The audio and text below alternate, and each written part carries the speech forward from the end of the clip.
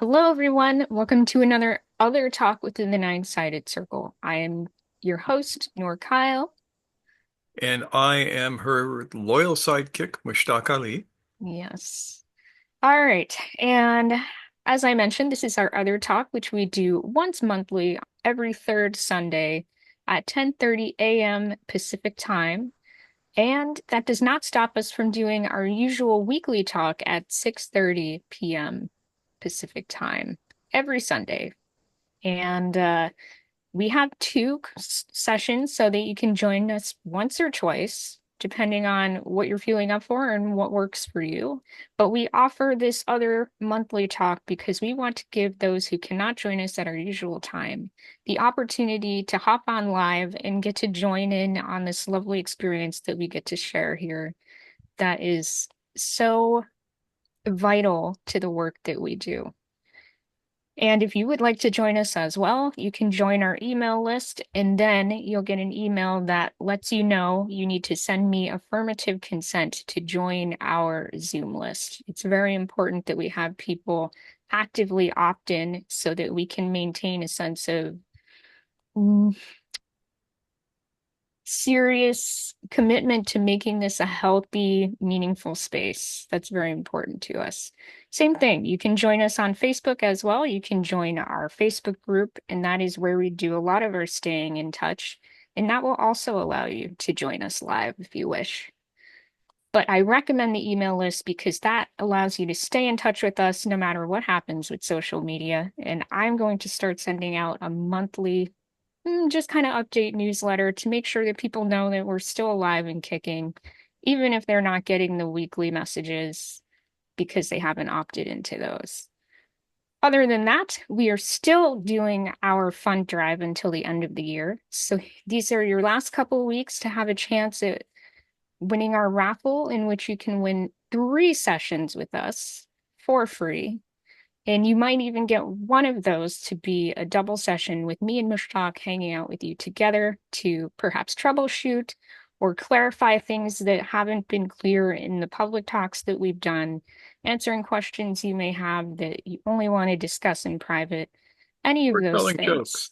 Yeah, I mean, we have a lot of fun in our one-on-ones or two-on-ones. So it's not all, serious business. Have I missed anything, Mushtaq? No. Oh, yeah. Like, subscribe, Oh, yes, leave the a comment. usual. There. Yeah, the YouTube stuff. You already Okay. know it. Let's jump right into Let's this. jump right into this topic. This morning, we are going to be talking about some stuff that people often find very fascinating and a little bit, shiny objecty. But we are going to make sure that we take it into the realm of being applicable and relevant to the work, to being awake and staying awake. Yeah. What are we talking about? What are we talking about? We are going to be discussing Uh, Ah, we are going to be, spiritual powers. yes, spiritual powers and tangentially miracles broadly, but we're going to pull our attention in to the idea of charismatic skills, spiritual powers, that kind of cool thing. Yeah. So when we talk about spiritual powers, uh, in Sufism and Islam in general, they make a distinction between miracles, which are mu mu sorry, I can't talk this morning, have not finished my coffee. Jizāt. This is the kind of miracle that a prophet would do, parting the Red Sea, walking on water, raising the dead, doing, all of that kind of stuff. We're not talking about that. That's not what we're doing. What we're talking about is what is known as karamat. That's the plural. Karama is the singular. Um, and this is the best translation that I've run across for this word is charismatic power in its true sense. Um, And this is a very different thing. Um, this is acting in such a way that you affect um changes in people by your mere presence in most cases. This is not a magic show. And I say that because I knew a sheikh back in the day who was famous for doing, he would go into a group of people and he would tell them about themselves and about their past and all of this kind of stuff. And everybody was like, wow, he knows about me. But what they didn't know, because obviously they'd never been to a Las Vegas mentalist act, is he was cold reading them. Cold reading is not karamat. You all know what cold reading is, right? Why don't you elaborate just a tiny bit on that? Okay, cold reading is a mentalist trick by which you get people to give you certain information about themselves and then you extrapolate from that. Uh, and somebody who's really good at it can seem like they're reading your mind. They aren't, though. And They're very good at connecting the dots. very, very good. And if you go to YouTube, type in cold reading and watch a few videos of people doing this, you'll be impressed. But it's a magic trick. It has nothing to do with spiritual power. It has nothing to do with mind reading. And most of what passes for karamat these days is of that caliber.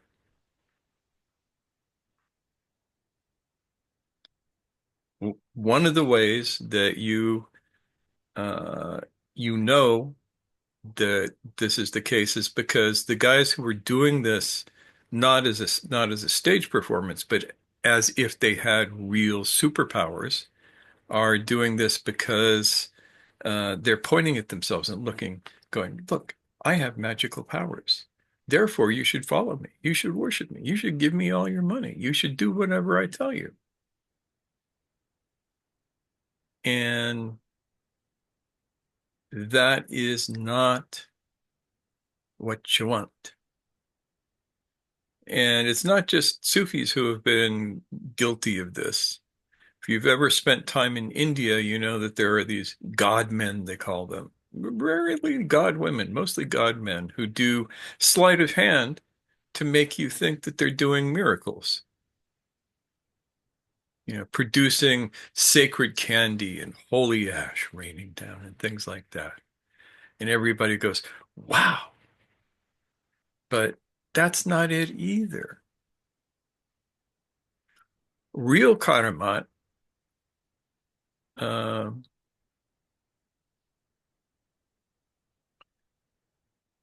okay, there's a possibly apocryphal story about Emperor Norton. You all know who Emperor Norton was? Norton, the first Emperor of the United States and Protector of Mexico. He was this wacky guy who lived in San Francisco in the 19th century. He showed up one day and declared himself emperor. And people played along with it. He had nothing, and yet he stayed in the finest hotels in San Francisco for free. He dined at the best restaurants for free. People listened to him. Abraham Lincoln took a letter he sent seriously, seriously enough to reply to it.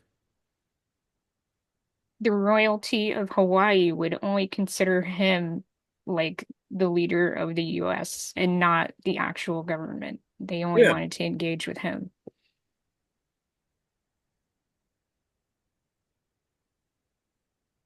So, as things go in China or in San Francisco in the 19th century, everybody hates the Chinese who's not Chinese because they're taking our jobs. They're not taking your jobs. They're doing jobs that you didn't want to do for shit pay.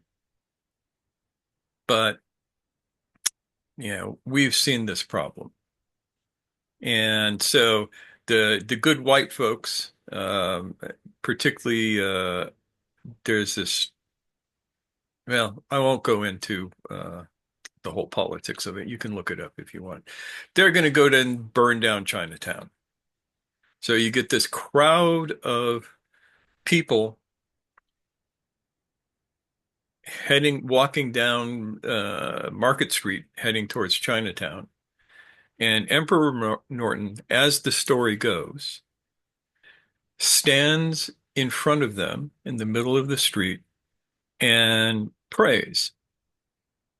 And they stop and they don't go further because they don't want to like push him out of the way.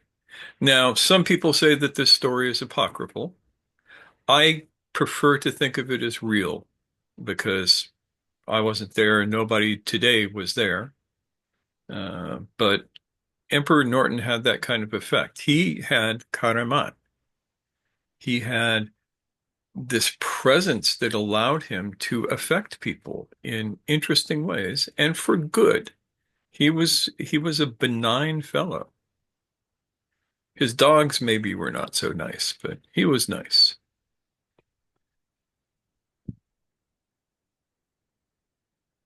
Yeah, he was a rabble rouser for good Yes. for decades and decades of his lifetime.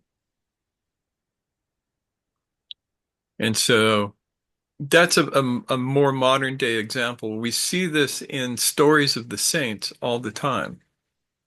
Haji Bektash was known for um, animals just coming up and sitting with him. When you see pictures of him, you see like a deer and whatever, just sitting around with him, hanging out. And Francis of Assisi had the same thing going on. So what is this?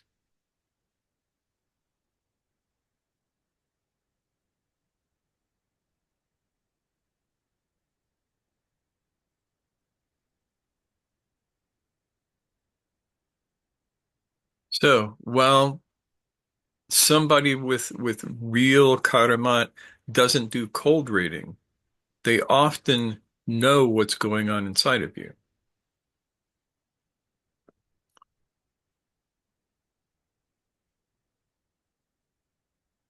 And if it's to your benefit, they will help you bring it out. They'll talk about it with you.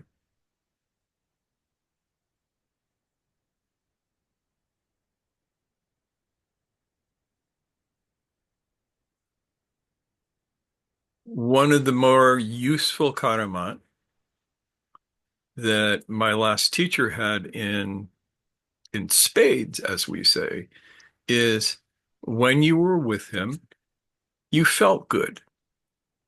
Even if you'd walked into the room feeling completely, totally shitty, you had a terrible day, everything was bad.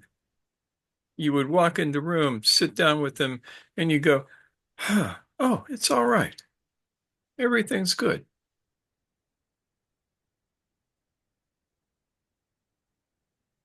Doesn't seem like much, does it? Trust me, if you're feeling that bad, it's a respite.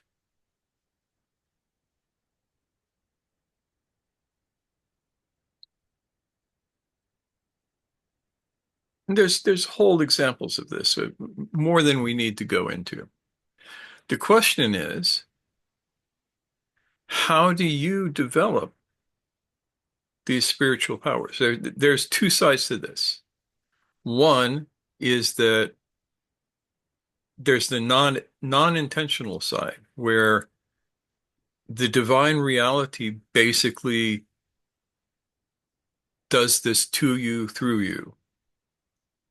And for example, with feeling relieved from the stresses, I think that was on the non-intentional side. It just happened when you were around him. He wasn't doing anything to make it happen. And there's the intentional side, where you develop the skills to change people's state in subtle ways.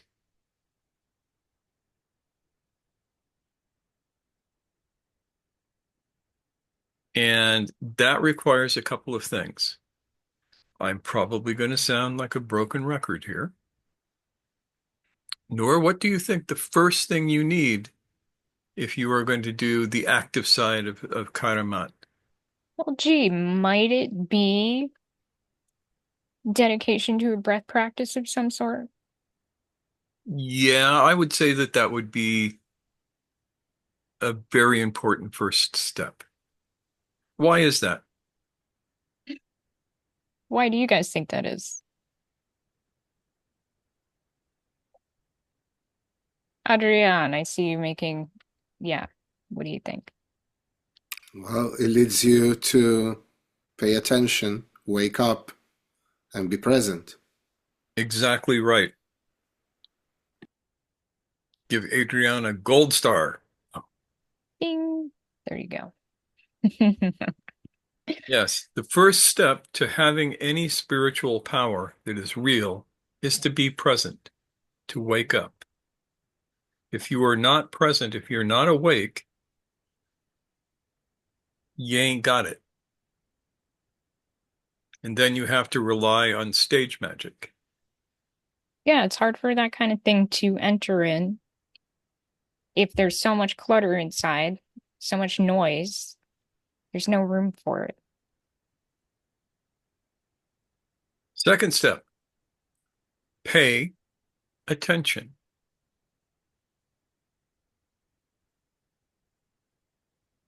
I've said over and over again, and I've said this for years, most of magic is just paying attention.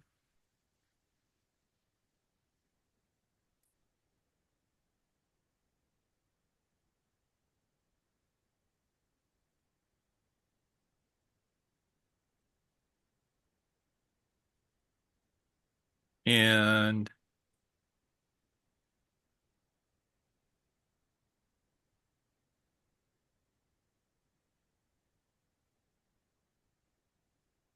without that attention, you miss stuff. If you actually pay attention, the universe is telling you things all the time.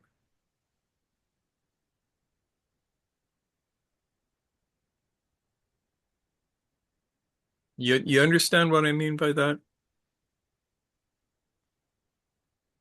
Say more. No, I want them to say more. All right. So when we say paying attention, what do you guys think that might look like? Someone give it a shot. Alex, is that a, yeah, okay, that Yeah, works. sorry, my hand is on the wrong side. Okay. I mean, firstly, I just want to clarify something, if it's all right. I don't want to take too much time. Please. But the whole process of awakening is a process where you are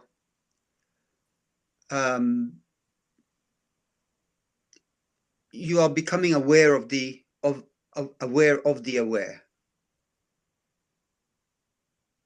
Yeah, So that's a good way to say it. previously you were in a state where you didn't know what you didn't know. Now, when you become aware of the aware, something else takes over in that place where you are not um,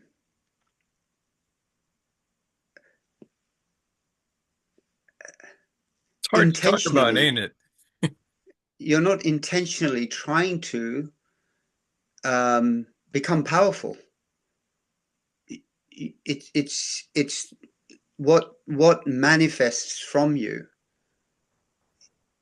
is a sense of, I suppose, love and compassion. And so in that situation, why would you want to seek power? That's the first thing. The second thing is, of course, the the the attention that you pay to this. Who is paying that attention?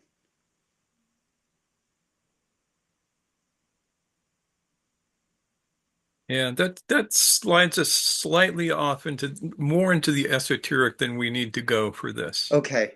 Let me Okay. give you an example.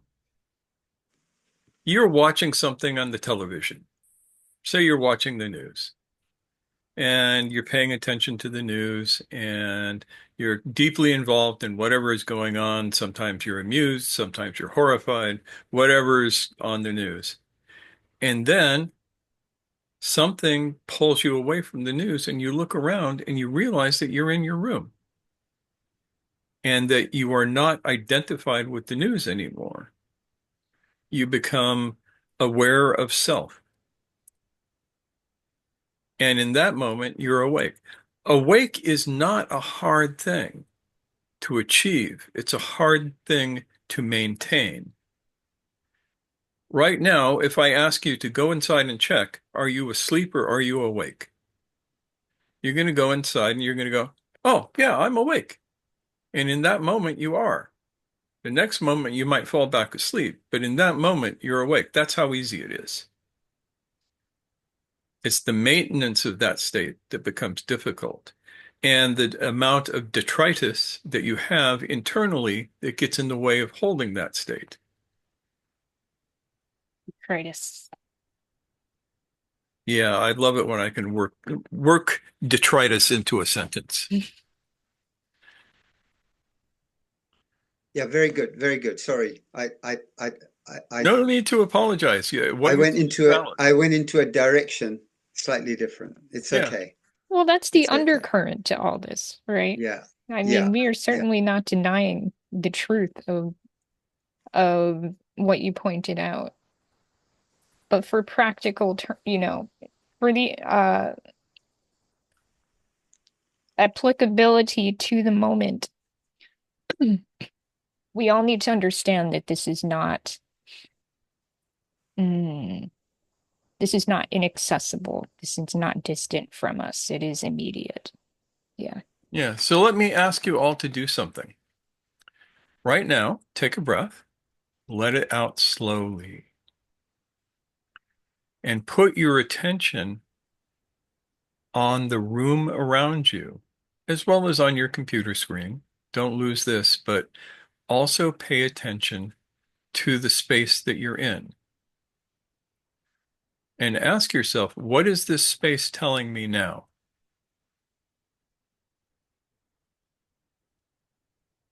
That's really simple. And that's an example of what we're talking about. That's paying attention. The more attention that you can pay in present time, the more awake you are, and the more you perceive things that other people don't perceive. I have told this story more times than I can remember, but I'm going to tell you all again. When I taught hypnosis, I used to do this thing with my classes. I would go, okay, I'm going to put you in a trance, and I put them in a trance. And in the trance, I tell them, the next week, you're going to find money laying on the street more than you've ever done in your entire life. It's going to be amazing. Money is just going to like fall from the heavens in front of you. And then I would send them off and they'd come back to class next week and they would all be going, wow, how did you do that? I found so much money. I found like $10 in change or whatever it was that they found. And the answer is, I didn't do anything. You just paid more attention to what was around you.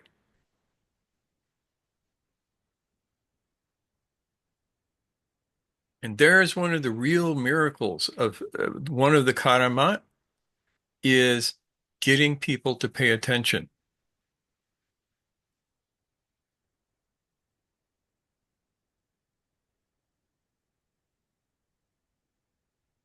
So what if I told you in the next week you are going to have so many opportunities to really pay attention to the world and yourself in present time? it's going to be like a miracle. You would think, oh, he's just doing some hypnotic trick on me. And you're right, I am. And by telling you that, you can know that you can actually do it.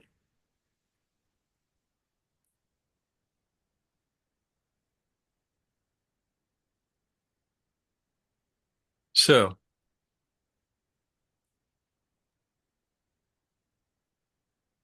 when you are, and this is getting back to what Alex was talking about, when you are in this state of presence and attention,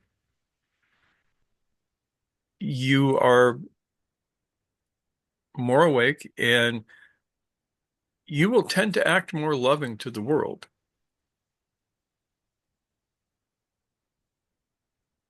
because that's the nature of it. It is hard to be an asshole to somebody, for instance, if you have empathy with them.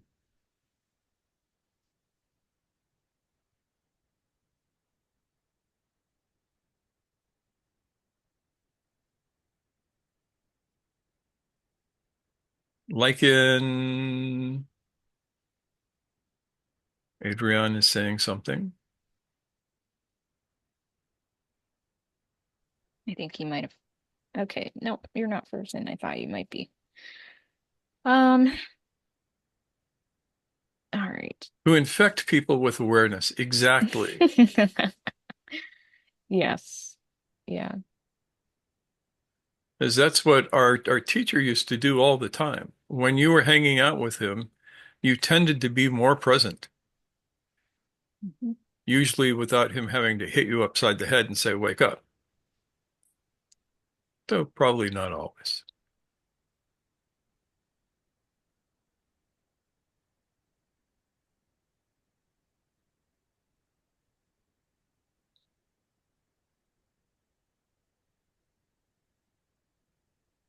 Alex mentions gratitude. Yep, that's always good. Yeah, it slows you down enough that you can experience gratitude for what you're having come into your awareness, being Yeah. able to appreciate it as it is, rather than as you think it should be, as you wish it was, as other people might think it should be, all of that. Gratitude, even for the things that led to your suffering. Yes, we're able to have a much broader perspective on our own experiences if we're able to reflect on them from a place that is compatible with being awake. So we can put all of this together into the sense of warmth. When you are present in this way, people feel like you are a warm person, like you are somebody who is approachable, like it's safe to be around you. This is one of the steps to karamat. The second step is power. Power is not bad. Power is the ability to do. And every real teacher I have ever known has been powerful in one way or another.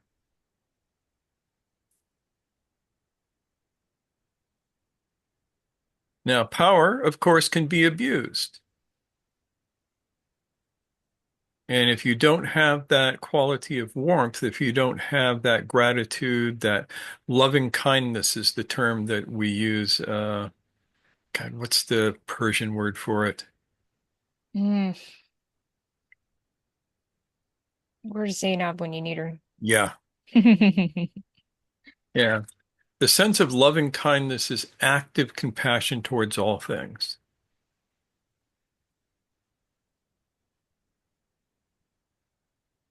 Yes, and as we recall, when we say compassion, this is a little bit more mature than empathy No, it's because not you're, Nadab, yeah. it's something different.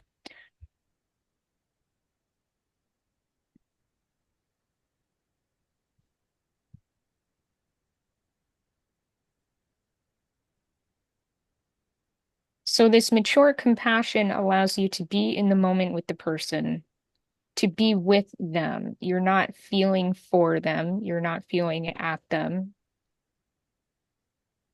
but you're being with their experience in a way that allows you to, as a lot of people say today, hold the space for them. You're not working to take up the space. Julian offers for probably loving kindness, right? Ishq meherbani. No, it's not quite that either. Ishq is love. There's a single, um, let me look it up.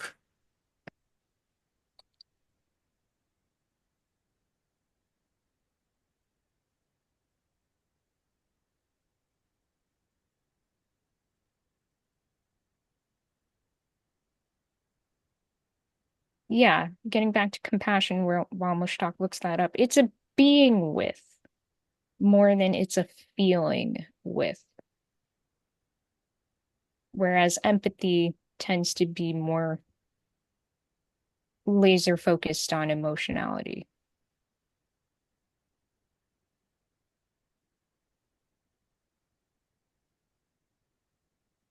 Okay, I'm going to have to come back to this. I don't want to waste too much time looking through all of the wrong words. Ishq mehrabani is not bad. Ishq means love, um, but we'll get to that later. We're going to just call this loving kindness. And it's a particular state of active benevolence to the world. And if you have that and power together, you're all right because it won't freak people out. You can be powerful and freak people out around you because they will sense that you have the ability to do things, but you don't have the moral ground to do the right things.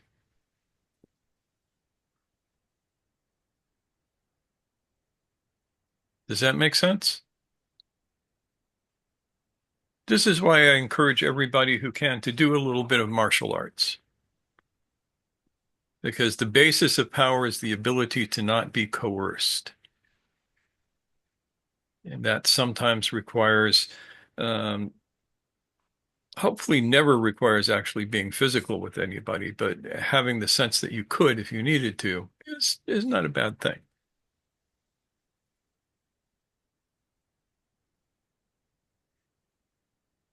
So, loving kindness and power go together. There's a third component, because there's always a third component, which is the ability to be present. When you are present, when you are awake to the moment, then you can act with loving kindness and with power towards that which is around you in a way that will produce a positive effect. But without that presence, it's haphazard because you'll end up operating from emotions or thoughts or uh, things like that.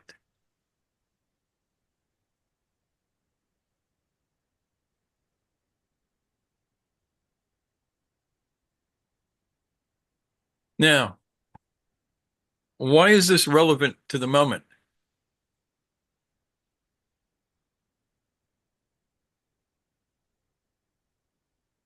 Not a rhetorical question.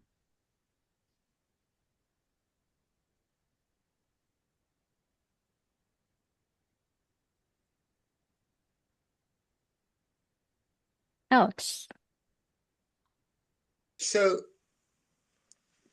well, it's if we're going to go beyond space and time, then there is only the moment from the No, but we're beginning of not going time. beyond space and time. We're right here in space time right now. That's where Well, the in that question case, exists. yeah. So in that case, we are in the moment. Are So we? we are present. Are we? Well, if we are not, then we're in trouble. Yes, exactly right. And if you look around you, you will notice that most people are not in the moment. They are not present. They are lost in their own hallucinations.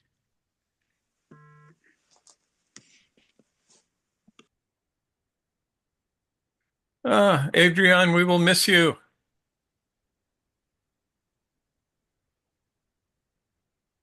But Me too, my friend. Me too. Me too. I'm in the Mm, middle of the move, so yeah. yeah, well, love to you all, Safe and journeys. thank you for everything. yeah, much luck on your move. Talk to you soon. So we are all in the moment no matter what we do, in the sense that this, in the, as you were saying, in the big picture sense, this moment is all there is. This is absolutely true. But our ability to be aware, to actually allow ourselves to experience the now, where we are right now, that's where the challenge is. That is where we all tend to struggle. Yeah, and we are either awake and acting in the moment, or we are asleep and dreaming in the moment. It's the difference between sitting and watching television and noticing that you're in the room. James has had his hand patiently up for Yeah, quite off some and on time for a here. while. Yeah. It's your turn, James. Please. Okay, well, I hope this is relevant. If I am to some degree awake, alert to what is going on now, that's when I'm receptive to impulses, physical or mental, that move me in a good direction. Sometimes quite literally. But if I'm not, that's when I'm most likely to ignore them or just experiencing them as discomforts. Like if yeah. In terms of space trying to tell me things, it's normally the experience, usual, almost physically based intuition. And if I'm awake and alert and not lost in stories of how I want things to be, I'm more receptive to that. If I'm lost in stories, then I experience it as a discomfort or something I could ignore. So on a very just practical level, uh, that's I'm kind of going in circles now, but that's my experience of it so far. For me to be receptive to that, I can't be lost in stories and thought and away. And if I'm receptive to it, it's a very often physical gut kind of thing. So it's very immediately practical.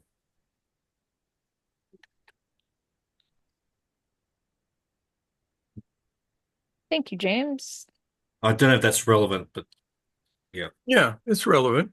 It's all relevant.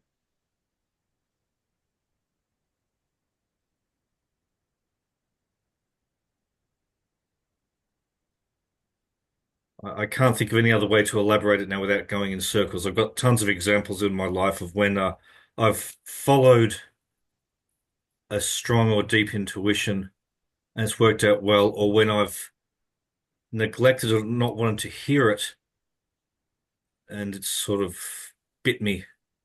Um, Particularly when it's a physical intuition, if I try and ignore it, it almost becomes a physical discomfort, and an agitation. Yeah, Interesting. Yeah. that's my experience of it so far. Yeah.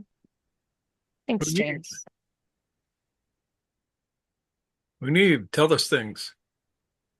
This is quite interesting because I was recently taking a bit of a coaching class on speaking. And generally, this is for like sales or like business coaching. But the coach was usually trains people for public speaking.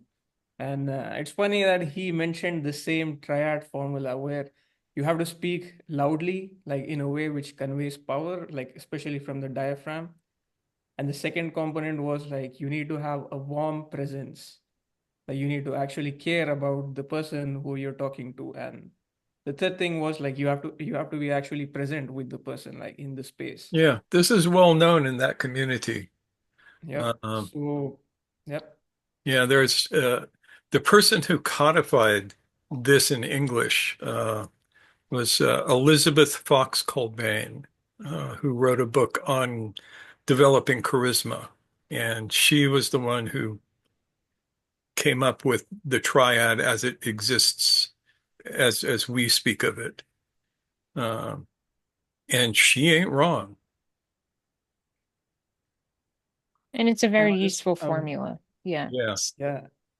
Especially with the current situations going on, I think we need a lot of people like speaking up and actually connecting with the world around so that they can actually be heard instead of Yeah. being elected, even if you're speaking the truth. Yep. Yeah. So here is the premise. The world is asleep and it's having nightmares. And if you can wake up through your presence, through your action, through your being, and through your own power, you can help others around you wake up. Not by telling them, hey, wake up, but by being a person who is awake.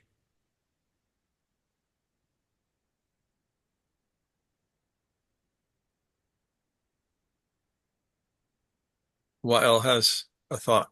So let's get to that. Gotta unmute yourself.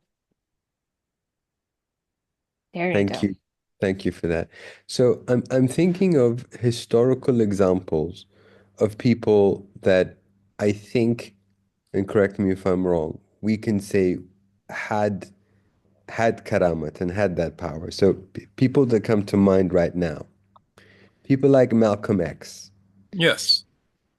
when he spoke or just walked into the room, obviously I wasn't there, but I'm just imagining it from what I've seen and felt when he did make an appearance on the screen.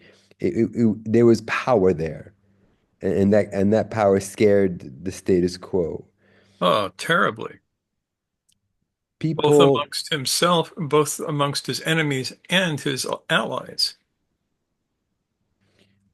yes. Then you have people like Muhammad Ali, who I feel beyond the skills in the ring. When he spoke, he had that charisma that goes beyond um, normal, I would say. Yeah. Um, are those two examples in alignment with how you are describing karamat? Um, beginning to. In the beginning, Malcolm X had both power and warmth, and he was more frightening than anything else. And as long as he was that, he was safe. When he made Hajj and came back transformed from that experience, he had presence as well as power and warmth. And that's when he became truly dangerous to the status quo. And that's why um, he was murdered by uh, people in uh, his own community.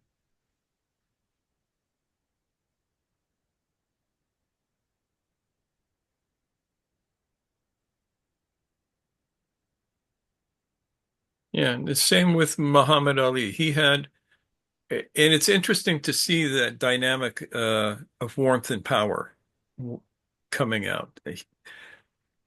Ali did a huge amount of kindness to people around him, and he obviously had power.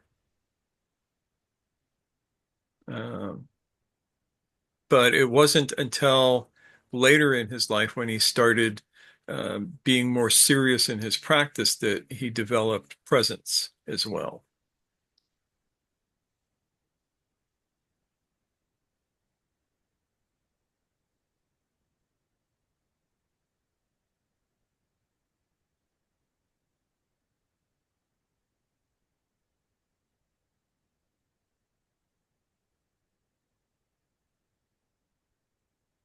James.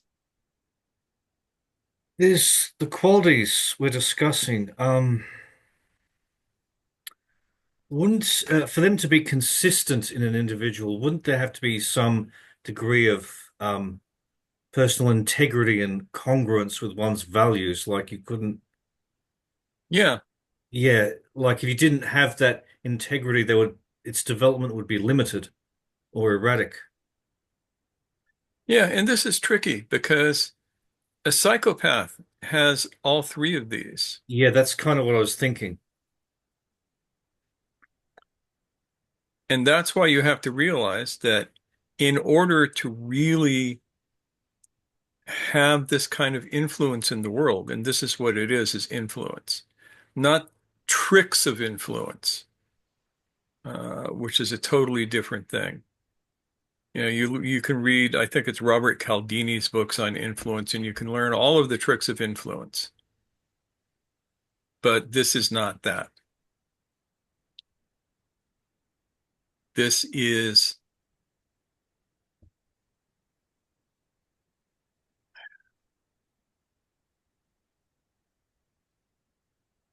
something very different. That's all I can say.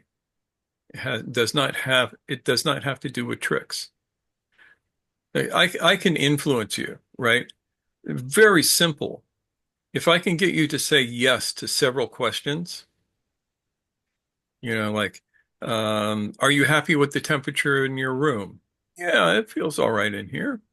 And on like that. If I can get you to say yes a few times, and then I ask you the thing that I want you to say yes to, you're more likely to say yes to it. That's a Mhm. trick of influence. Yep. This is not what we're talking about. If I go, hey, guess what? All of you who are listening to us today, I have this special gift for you. I was gonna say free stuff. Free Free stuff. stuff. Free stuff is a way to gain this kind of influence over people. And then after I give you the free stuff and I say, and we're having a special today on this class that we're doing, half off for anybody who signs up today, but it's limited. After today, that's gone. Yeah. So if you want this, sign up today. This is the kind of influence that Cialdini talks about, and this is not that. Mm. So Rat asks a question I'm not sure I have the context for, but maybe you do, Mushtaq. I have the context for it, and the answer is, I don't know. I never seen anybody kill a yak at a distance without a rifle. Yeah, so just so people know, the question that Rat asked was was Gurdjieff alluding to this with yak distance killing? And Rat put a smiley face, so this is a Yeah. bit tongue in cheek. Yep. That's like men who stare at goats.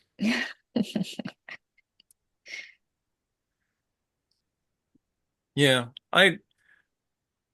There are techniques that you can learn. One of the cool ones is Tibetan Tumo. If you want to study, um, yeah, inner heat, um, Inner it's a real fire, yeah. phenomena. Yeah. And this is not what Wim Hof does. He does a kind of corrupted Tumo that seems to get a lot of people in trouble. Um, Tibetan Tumo um, it's a serious practice. It's one of the six yogas of Naropa. And if you want, you can find a book called Tibetan Yoga and Secret Doctrines by H.G. Evans Wentz, who was a scholar of the Tibetan religious systems. And one section is on the six yogas, and it will describe to you what it is. And it is breath, complex, powerful visualization, and energy movement in the body. And once you master it, uh, the guys who master it, you used to see them in Tibet. They would be walking around in winter wearing nothing but a pair of sandals and a light cotton shift because Yeah. they just could not be cold. I remember seeing a video on YouTube of young nuns in training, and they were all sitting in rows doing this. And some of them are struggling, some of them are getting it, but their clothes are wet. And you can see the steam coming off of them. And on the ground it's covered in snow. Yeah. So this is a real power. Anyone who wants to devote the time and the work to it can develop this.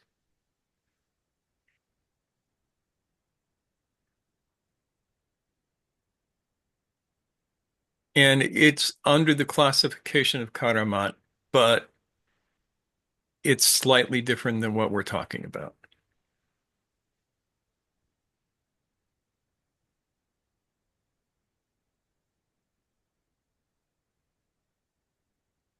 Yeah. As an aside, Julian says, I knew a guy who practiced this and wore a skirt and sandals in the winter in Wisconsin. You can feel the heat radiating off of him. Yep. Yeah, it's it's a real thing. So the kind that we're talking about, given that we are trying to bring about the contagion of change, to use Adrian's word earlier. So that's relational. That means we are trying to find ways to work on ourselves that allow us to have a positive effect on other people. And that takes work and that takes clarity of intention. Because, of course, we want to do more. Well, I would imagine anyway. I don't want to speak for all of us, but I can speak for myself in saying my hope is to bring more ease from pain rather than add to the amount of pain we already have piled on top of us all the time.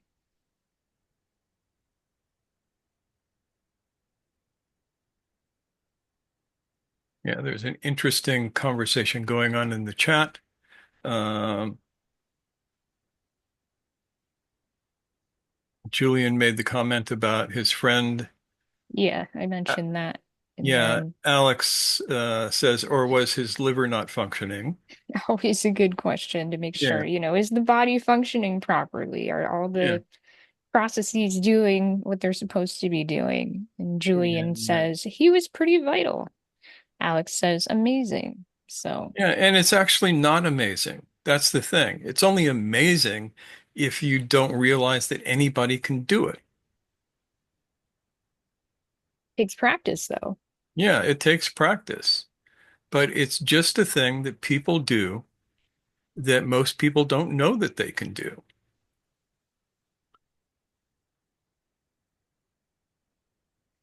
And there's lots of things like that in the world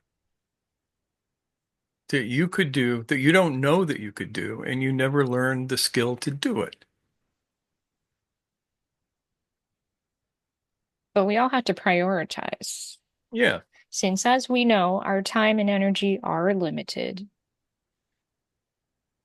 Yeah. And to learn real Tumo requires some periods of retreat.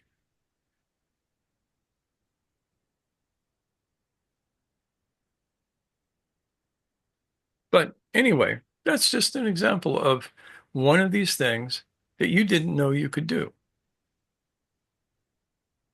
And, if you live in Arabia, it's not a skill you need to develop. If you live in um, the top of the Himalayas, it could be useful.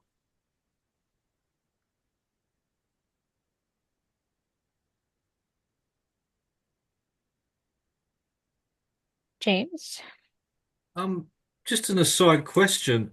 Yeah, I've heard of Tumo, but you mentioned if you live in Arabia, with global warming, is there any practice for dealing with extreme heat? Yes. Is it comparable to Tumo in any sense? Um, yes. That would be very interesting to hear about. We're looking at a temperature of 42 here today. I don't want to leave the house today if I can avoid it. Um, and there's only more of it coming. And that's something I'd like to find out about. Well, you should go research it after and, Yeah. you can fill I have everybody in. no idea where to start on that one. Well, you start with the question. Well, Is there something like this? Ask the internet. okay.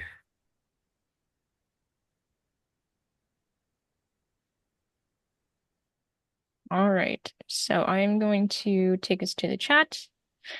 Uh, Usha says, I like your question, Mushtaq. Is it useful? Yeah. Always an important question. Yeah. Munib asks, does karma relate to the magnetic center in balancing the three centers? You This could say is, so. yeah, this is from the fourth way model. Now, how does this apply to you? All of you who are listening right now. And we took this long to get to this question so that the lightweights would uh, just go wandering up. That doesn't include Adrian because he's moving from New York to Spain right now, so he gets a break on that. But get the people with short attention spans gone. All right, so how is this relevant to you guys? What is the point? Why bother? What do you think? Yusuf. Yusuf, Um, I believe I have experienced exactly opposite of what you are uh, telling tonight over and over in my life. So, I used to find myself in a conversation with a close friend or family, and I try to be reasonable as much as it gets. And I try to explain things, I don't know, any subject. And I didn't have any influence. So, and that was a very surprising thing for me. Then I saw that these friends, these close friends,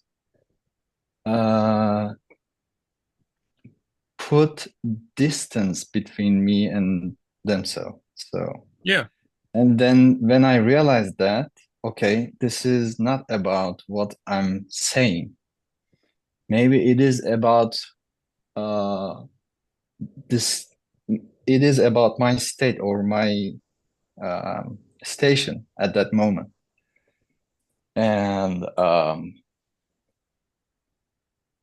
the words, of course, words mean lots of things, but the influence is not through the words, but it is from that charisma you are mentioning. So then I stopped talking with them. In that way. Of course, yeah, in that way. Of course, I still talk to them, but yeah, that is exact the opposite thing, opposite effect. yeah. So And that's what you get when you try and just use uh, your mental center to reason with somebody and get them to see that they're wrong. yeah, It doesn't work. Does not work at all. The trick Yeah, with that that was, yeah, is to speak with them in such a way that they answer their own question. perfect. Because we know that human beings are powerfully opposed to being wrong.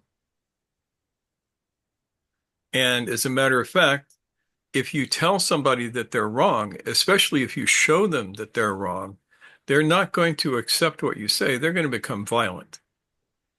Yeah, So that is not the tack. This is why I'm talking about this, because the karamat in this is to have them entrained to you and uh, feel with you rather than being disconnected from you.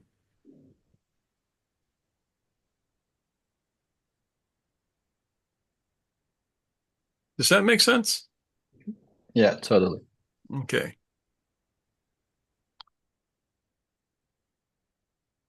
So how can we do this? What is the secret?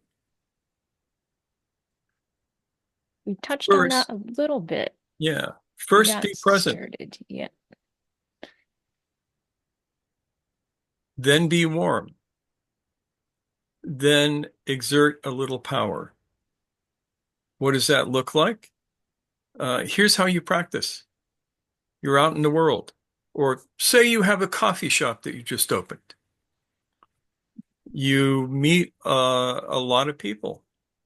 How many of those people do you actually connect with?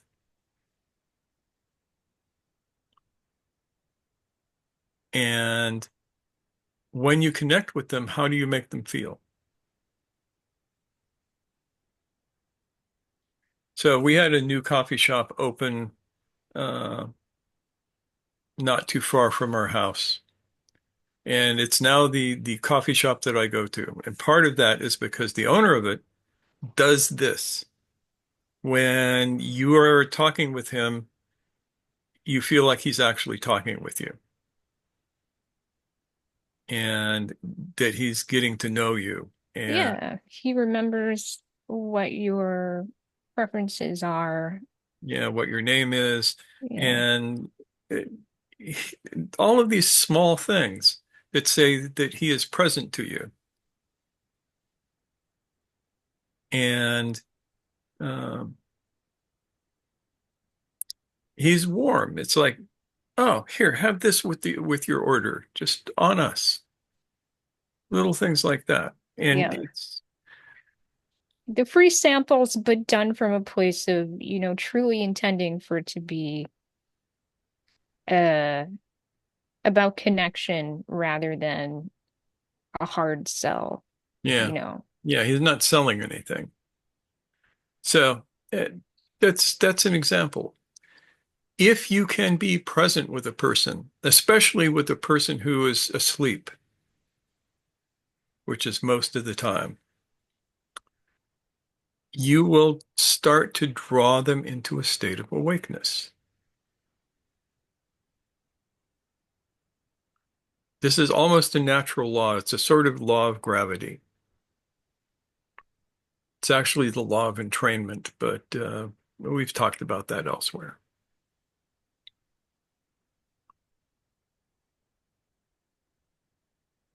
So I want you all, each and every one of you, right now, this very instant, with no further ado, to think about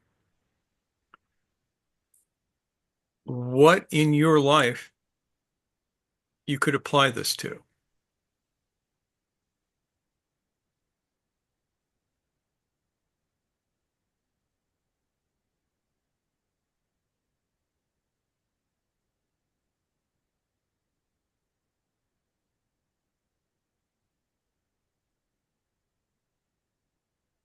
Don't everybody talk at once. What in your life could you apply this to, and how could you apply it?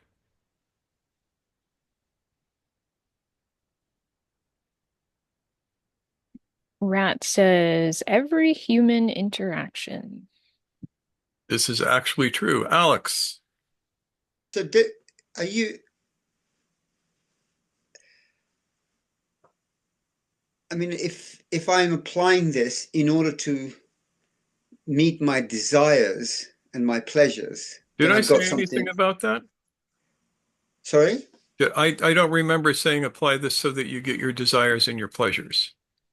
No, but you're saying what would I apply to in my life? Yeah. All right, So well, that would be the one condition for me, is to discern what is that I'm applying to. What's the purpose of it? Okay, so what is the purpose of it for you? To know the truth. All right. There you go.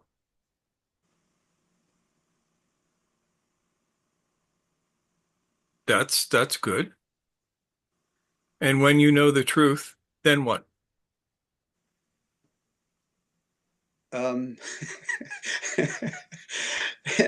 then you have a laugh, basically, because you realize that it's not so serious as you thought it was. Sometimes not. But you know that whole quote comes from one of the Gospels. I forget which one. You will know the truth and the truth will set you free. But that's a Yeah, mistranslation. If you yeah. find the oldest Greek text, it will say, you will know the truth, and the truth will piss you off, and then it'll set you free. So there's I, always that part. I, I would just quote from uh, which I read from St. Thomas's, the scrolls, Mm-hmm. and and I think it's in Matthew as well. Seek and you shall find, and when you find, you'll be astonished, and when you're astonished, then when you say to the mountains, move, they will move. So do I want, you know, who? I'm sorry. What is the purpose? Because this I, which I'm trying to understand, and at the same time I'm saying I want to do this to serve this purpose for me. Um, what is that purpose for me? Because me should not, in the first place, shouldn't be there anyway, Why not? unless it is being used for the purposes of um, navigating through this existence. Are you in Uh, this existence? well, yeah, well, yeah, Okay, here's the thing. If you are in this plane of reality, you have an yeah, I. And yeah, as long as you have it, yeah. you can clean it up, you can use it properly. But if you don't have it, you can't even go to the grocery store and get food for yourself. Because it's the I that you're talking about that knows what it needs for dinner.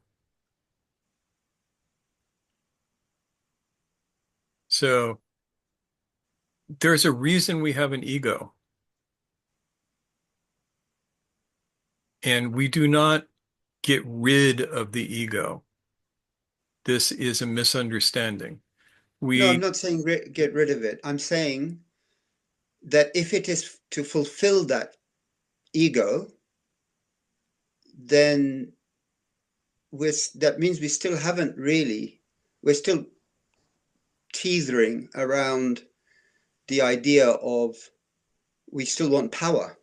Who is that wants power? The power exists as it is, but who wants the power? well, that's a question you're going to need to deal with.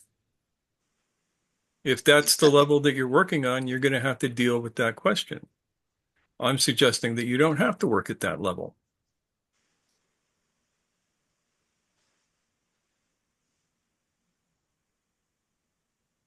If you are awake for the amount of time that you are awake,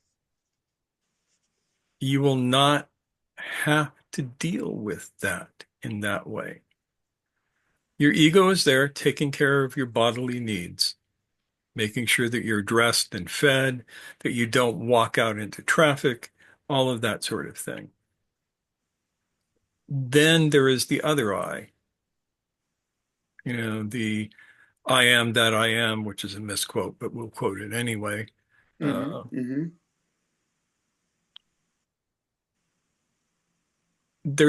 what you really are. Ego. So another name for ego is persona. How's your Latin or your Greek? That's actually Greek. You know what persona means? Yeah, mask. Exactly. Yeah. So you have those. Yeah. An actor wears their masks consciously. Yeah. So it is that which is behind the mask that is actually making the choices.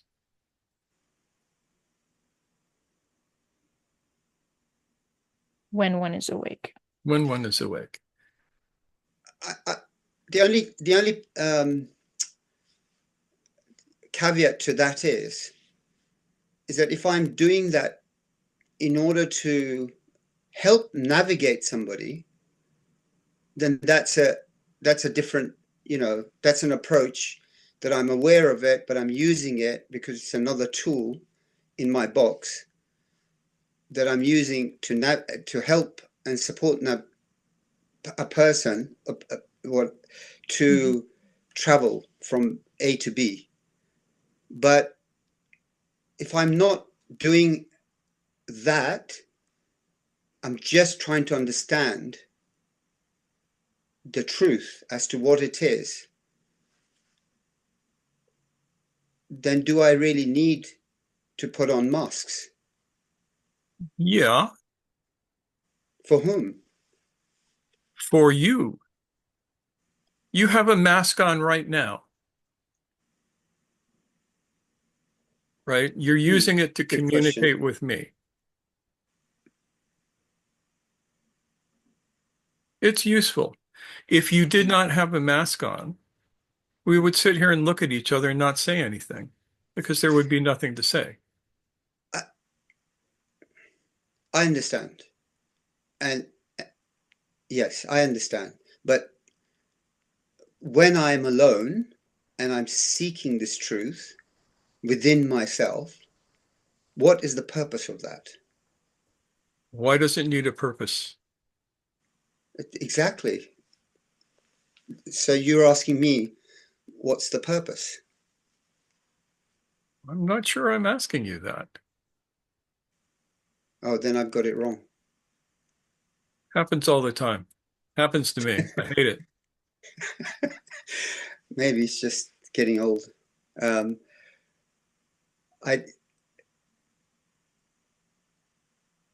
So, why would you exert karamat walking down the street?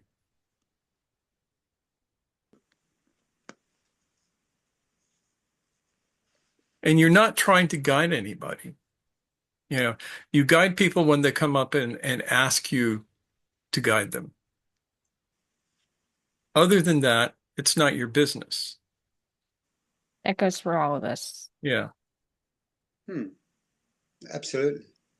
So, what is the purpose of that when you go into the store and you buy your lunch and you give your money to the checkout girl?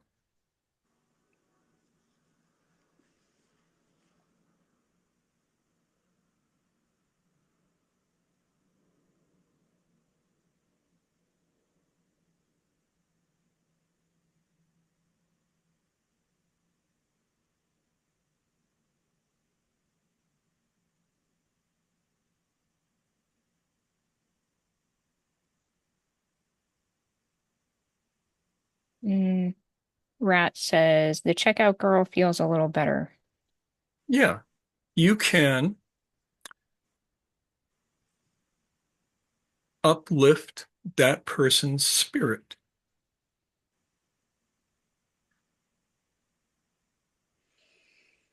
merely through your own.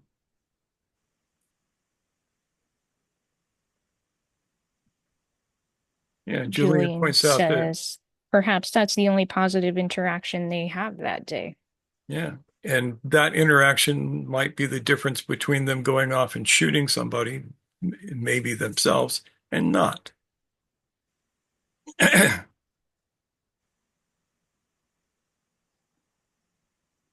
Making the world a better place is a very small incremental practice. And if you can be witness to another person, it will uplift them.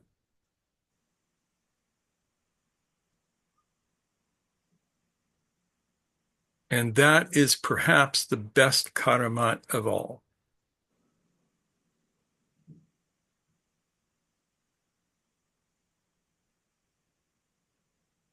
This may take time, but does that begin to clarify things in any way, Alex? No, I mean, I'm still grappling with because once you have awakened, where you're in that place of being awakened, and you are maintaining that awakening, then all your actions are of compassionate nature. Not necessarily. Yeah. Trust me on this. Because even If you are an asshole and you wake up, you are liable to still be an asshole for quite a while. Yeah, I'm saying, I mean, I'm saying, look, if there's a time for that process to happen, let's say, because you were an asshole, and there's a process that you go through it, but when that hits you, Okay, you're in here's this. the important Yeah, question. How do yeah. you know? How do you know any of this? Because when I listen to you, what I hear is speculation. I do not hear you speaking from your own experience. So what I'm suggesting is rather than speaking from the seeming experience of others, and that includes me, it includes Noor, test it for yourself. Be awake and then come back and report. Otherwise, this becomes mental masturbation after a certain amount of time. I think it's best I stop now and engaging, because I think this is where we're bordering on something very different here. And I think it's best we stop at this stage, because there is obviously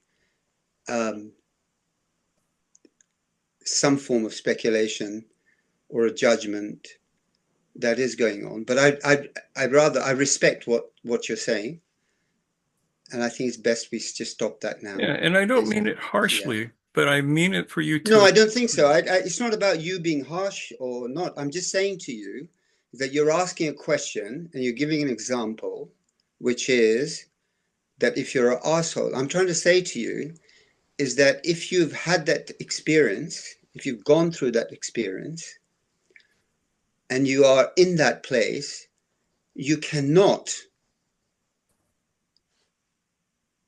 I mean, you can be an asshole if you are not aware of being an asshole. But if you're aware of it and you are in that state of awareness, you are dumbfounded pretty much. And so therefore done that yourself? you find a way of navigating the world. Have you done that yourself? Are you speaking from direct experience? I am yes. That's why I said I'd rather stop at this stage. Yeah. Okay. Yeah. So I am going to affirm that by thanking you, Alex, for sharing and for speaking up and sharing your thoughts. And I invite us all to continue to chew on this aspect of what we've spoken about before, where the persona serves as an interface. And let's not forget that part. That's how we engage with the world. But we realize through being awake that the persona is not who we are per se. But that is a topic all unto itself, would take a long time to explain, and we've covered it in the past. So, Yeah. And Wael has been waiting patiently. yeah, and we'll have some things in the chat to bring in as well. But Wael, why don't you go ahead? Thank you. Just to answer Mushtaq's question of where would we apply this to? For me, it would absolutely be when I teach my martial arts class, when I teach my strength training class, and when I converse with people through my poetry readings, my storytelling, not for the sake of getting more business or keeping retention rates, but the word that comes to mind is in Arabic, لِإِرْضَاء وَجْهِ اللَّهِ. I think the best way I can describe that in English is to please the face of the divine. I feel, however rightly or wrongly, that when we exude what we're talking about, we please divine reality. It is, I think, something some of the prophets, at least in the Quranic context, always say, because they were given miracles. I mean, we're talking about barakat for normal beings, but even people who were prophets would say that we're doing this to please. We ask no thanks for this, and we seek no reward, but to please the face of the divine. I'm translating it from Arabic into English. So that was the answer that came. And when you do something with that, or my experience is when you're doing what you're doing, when you're exuding what you're exuding, with that in mind, where you're not asking for anything in return, it it it, it is unique, and it resonates uniquely, not in a way that gives me anything directly, not in a way that puffs my ego up. In fact, it does the complete opposite. For me, my experience is it humbles me even more to be able to be in a position that people who are maybe not as experienced would relish and really, boast about and post about, but to be in the position where you just let that go because you're not doing it for that purpose. That's all I wanted to say. Thank you, Okay. Wael.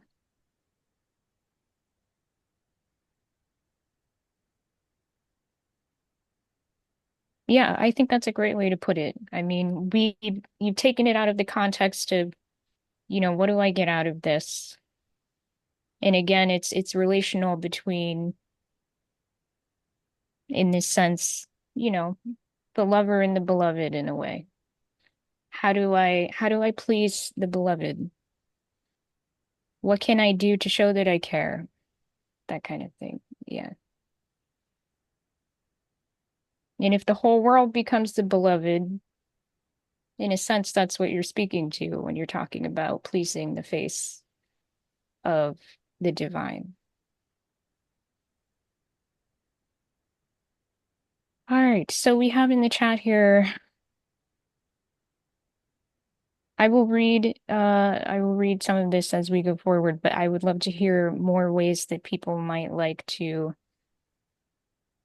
ah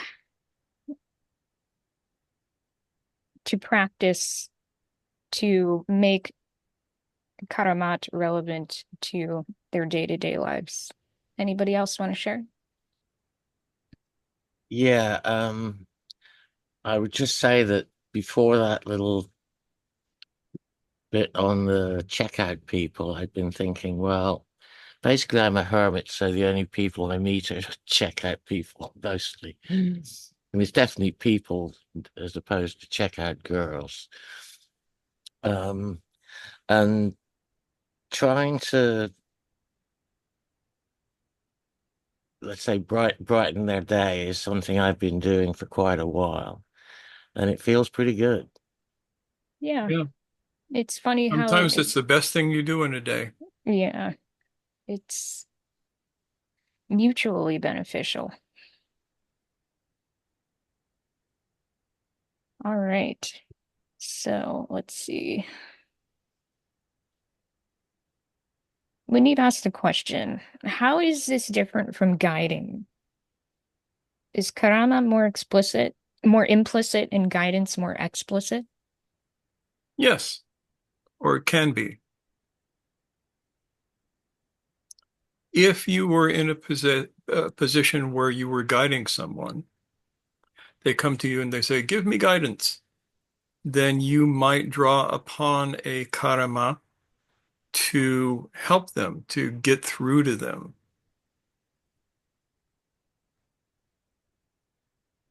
So slightly different, but in all other times, it might just be implicit. It might just be uh, you being in the world. So that's the implicit part. Explicit, it might be you need to influence somebody to something in that moment for uh, reasons that we don't know. I was just thinking like about talking to a friend who might have a negative outlook on life and like things like that. Yeah, just to Yeah. And in that case, your positive outlook on life can be imparted to him just a little bit. yep. And I think the same applies to in the reverse as well, right? So if Yes. you're weak and like you can get entrained in the negative outlook on life as well. Yeah.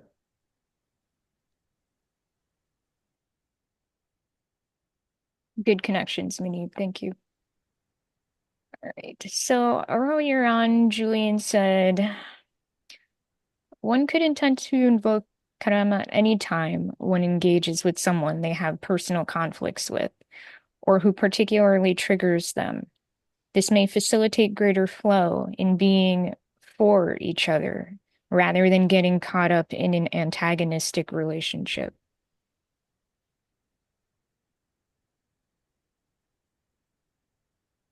Yeah, I think that can be a real test of one's ability to be awake in a situation where emotions tend to bubble up and pull us out of being awake and aware and in the moment. And we start getting pulled into stories we may have about the other and about ourselves and about our dynamic together. How do we put those aside and just be with what is and respond to what emerges right in front of us and within us? My actions carefully. Ah, Interruptions. sorry. And I love how you said being for each other. It's lovely when moments where we're able to do that emerge. And they can emerge more often when we take time to practice allowing them. And Usha said, for me, benevolence is key. Wanting blessings for the other transforms us from within. Benevolent presence, starting with being it to myself. That's a very good thing, Usha. Thank you.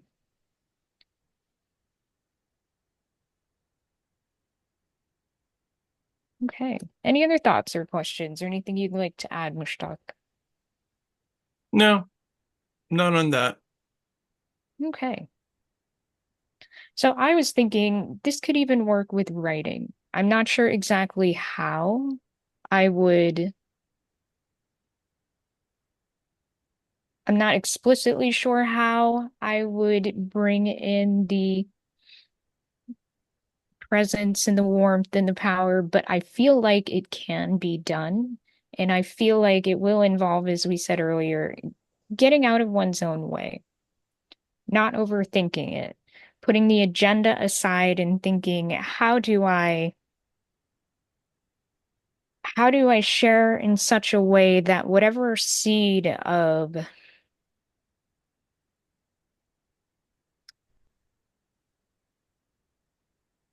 the contagion of awakeness I might have to offer, whatever seed that may be within me, how do I share that in a way that's going to be supportive for others and then supportive for those in their lives who might benefit from that?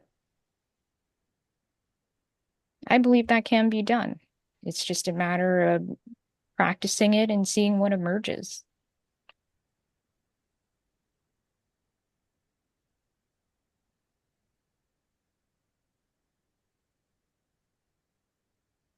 So whatever it is you're doing, whether it is, acting as a coach of some kind, if you are a retail employee of some kind, if you own a business, if you're a writer, if you're a performer, these are all contexts in which you can enact this. You just have to find a creative way that allows you to step into that awake space through what you're doing. Munib says, I think it would apply to music as well. Yes, and Yeah. I'm sure the musicians among us can speak to that as well. Yeah, I actually have an example from my days in corporate life. Um, Although I can't remember all of the details of this, way back when, sometime in the 90s, um, I was working on a project that was sort of spanning two different, a plant here where I was and a plant on the West Coast. And the group there was being, should we say, difficult? um, and this only really happened to me a very few times, but I wrote email response to this small group, um, essentially trying to neutralize everything. And because of the tone I set, one of the more senior managers out there actually sent it around to everybody in the project as an example. I mean, in the whole project, as an example of how to, I don't know, essentially de-escalate conflicts. And I just wanted to give that as an example that even in a corporate world where you're writing, it is possible to take that kind of approach. Thank you, Ian. Yeah, we should think about all contexts in which this might be an effective way to help people reconnect and allow for different kinds of relationships to emerge. Thanks, Ian.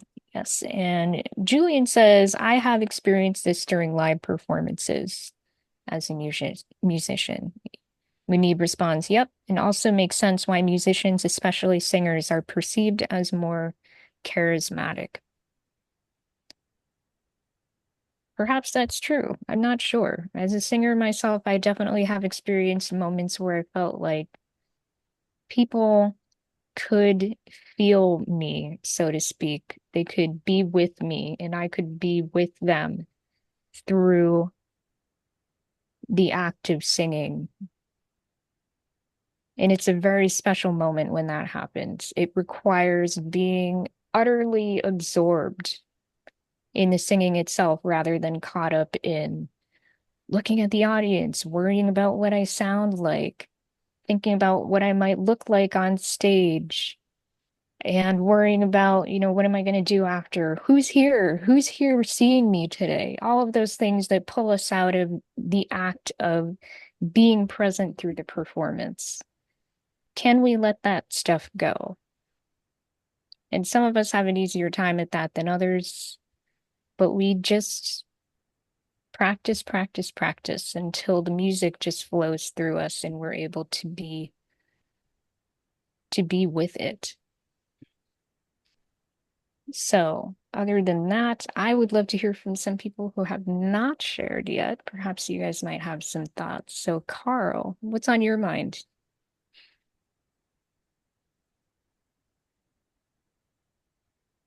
There you are. Can you hear me? Yes. I'm just following along. These talks are never what I expect from the description, and I don't know if that's good or bad.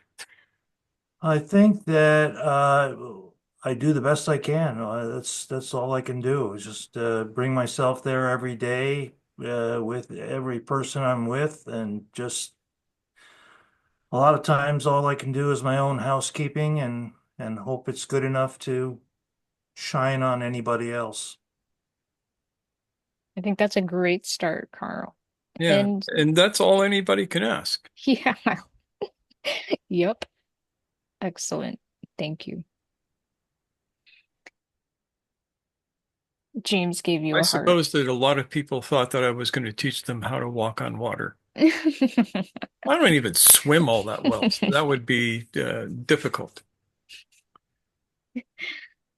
Mert, what about you? I know you've shared a little bit, but what's on your mind? What's on my mind?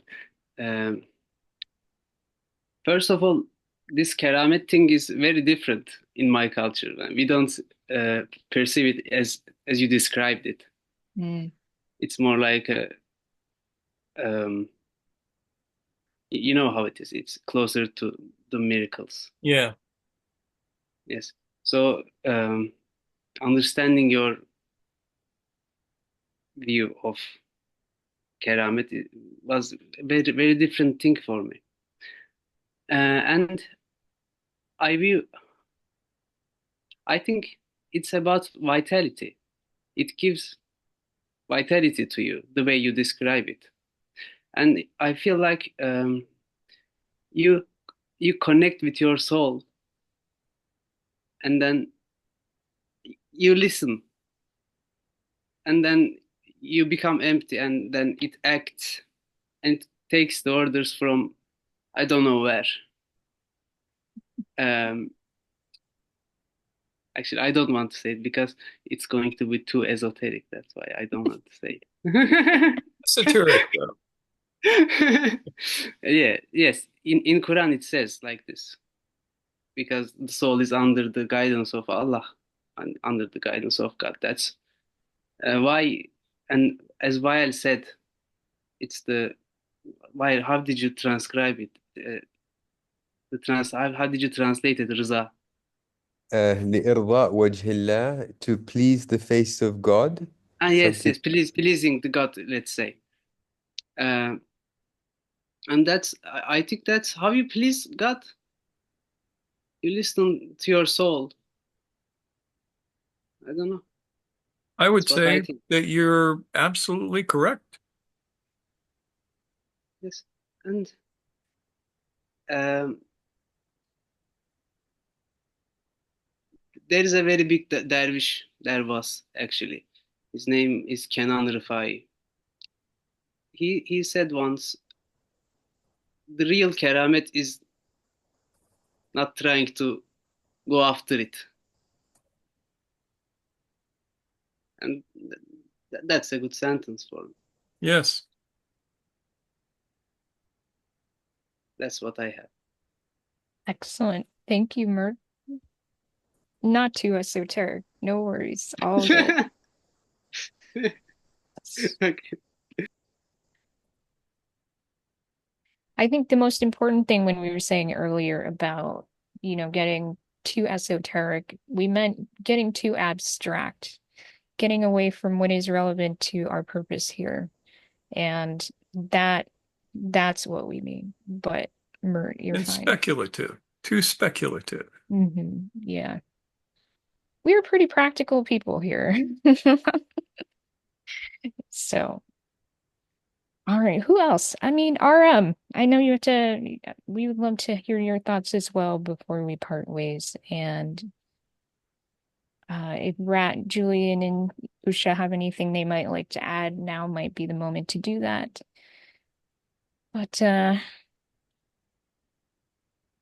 yeah, here's the thing. We're not talking about particularly impossible feats or anything of that nature this morning. As Mushtaq said, this is all stuff that we can do. It requires doing all the things that we usually try to encourage each other to do here.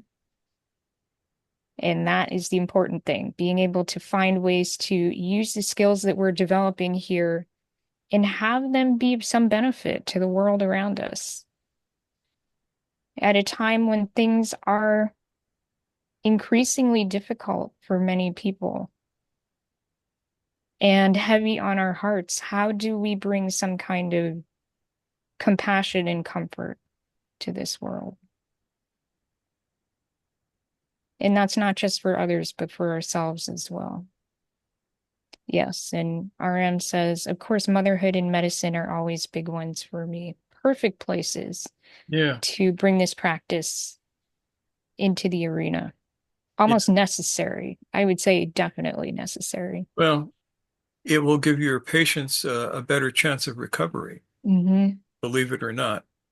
The difference between a physician who can connect with their patient when, say, they're in the hospital and they come in to see them, if the physician connects with the patient, if the patient feels like the physician is present, they're going to do better. Believe it or not, they will do better. Otherwise, and I've had both experiences. A doctor, they are just trying to get through rounds and they don't want to talk to you. They don't want to see you. They want to look at your chart, ask you the questions they think is pertinent, then they're out the door. As opposed to one that is really connecting with you. I had to have kidney surgery once, and the anesthesiologist brought me to the operating room instead of an orderly, which I had never experienced before. And it was a long thing, he's pushing me on the cart. And we're connecting. And I felt a whole lot better about the whole thing than I would have otherwise. And the orderlies and the nurses all do a good job, but to actually have a doctor doing this was pretty interesting. Connecting with you. Yeah. And RM echoes that. She says, I had an incident last week when I was practicing presence with my patient, and I was surprised how things unfolded for us. Yeah. It's a So great. that's the other side of this coin, right? Like, that's the doctor's experience. She adds, interestingly, I was talking to my professional fulfillment team about it 2 weeks ago and how it actually prevents burnout. It's more than empathy. It prevents burnout, people. Yes. God. And it is proven by statistics that the more you can connect with a patient, the less likely they are going to sue you for malpractice. I kid you not. That's always a good thing. Yeah, so yeah, it has little benefits. And we can be facetious about it. We know that that's not the core of why we want to do this, but there are perks and benefits, right? Nothing wrong with that. All right. Usha says, I very much enjoy all of your presences in these muhabbats from the heart. Thank you. So on that note, I think I have shared everything that I have to offer, and all of you have made lovely contributions today. So thank you for that. Mushtaq, do you have anything else you want to add? No, I think we flip over to Brady Bunch mode. Brady Bunch mode. Okay, great.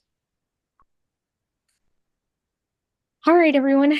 Thank you so much for being here. Of course, we are going to have another session this evening at 6:30 p.m. Pacific time. And that one is going to be very, very interesting. Yeah, so be sure to watch it on the rebound if you can't be there. But whether we see you or not, it's been lovely spending this time together. And if we get the blessing of spending more time with you this evening, we absolutely welcome that. But in the meantime, we can wave to each other and everyone watching on the replay, and we will see you not long from now. Take care.